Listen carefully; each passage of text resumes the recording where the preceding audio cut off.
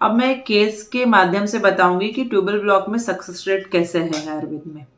ये पेशेंट जो है वो मेरे पास जून में आए थे। इनको प्राइमरी इनफर्टिलिटी थी। मैरिज को 8 इयर्स हो गए थे, कंसीव नहीं हो पा रहा था। ट्यूब ब्लॉक है, उसके लिए पहले ट्रीटमेंट ले चुके थे। तो एक ट्यूब खुल गई थी, लेकिन उसके बाद भी पेशेंट कंसीव नहीं हो पा रहा था।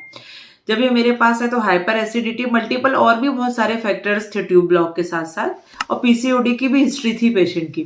तो उनको सबसे पहले मैंने वमन कराया था, डिटॉक्सिफिकेशन कराया, उसके बाद दवाइयां स्टार्ट करी गई। और जब नेक्स्ट साइकिल आई तो नेक्स्ट साइकिल से 3 महीने तक इनकी उत्तर बस्ती करी गई थी। और उत्तर बस्ती के बाद जब उसके बाद दूसरी साइकिल आई तो उसमें एचएसजी कराया गया। पेशेंट की जो दूसरी ट्यूब बंद थी वो भी खुल चुकी थी। इसके बाद पेशेंट का जब ओवुलेशन स्टडी कराई गई तो फिर से पीसीओडी दिखी। पेशेंट की सिस्ट जो ओवम था वो बहुत ज्यादा बढ़ नहीं रहा था साइज में। फिर उसके लिए दवाइयां स्टार्ट करी जिससे ओवम की ग्रोथ हो और फॉलिकल से ओवम रप्चर हो।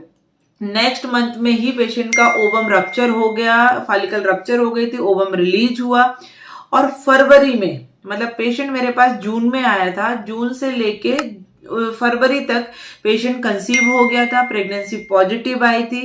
बीटा एससीजी कराया गया था, उसकी रेंज बहुत अच्छी थी। एंटी स्कैन में भी कोई प्रॉब्लम नहीं आई है। अभी 5th मंथ की प्रेगनेंसी रनिंग है। इसी जो केस मैंने डिस्कस करा उसके पिक्चर्स भी आपको आगे दिखेंगे। तो इसके केस से ये एविडेंस बेस्ड आयुर्वेदा की मैं बात कर रही हूँ। आपको सिर्फ कहने के लिए उत्तर बस्ती फायदा करेगी, पंचकर्म फायदा करेंगे, ऐसा नहीं है। आपको यहाँ पे एविडेंस भी दिए गए हैं कि किस तरह से पेशेंट ट्यूब ब्लॉक होके फिर कंसीव हुआ और सारी चीजें नॉर्मल हुई।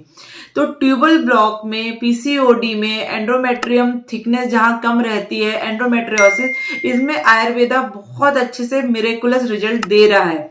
बस आपको जरूरत है अपने सही समय में अपना डायग्नोसिस करने की और ट्रीटमेंट लेने की, और डॉक्टर के द्वारा जो भी चीजें बताई जा रही हैं उनको फॉलो करने की।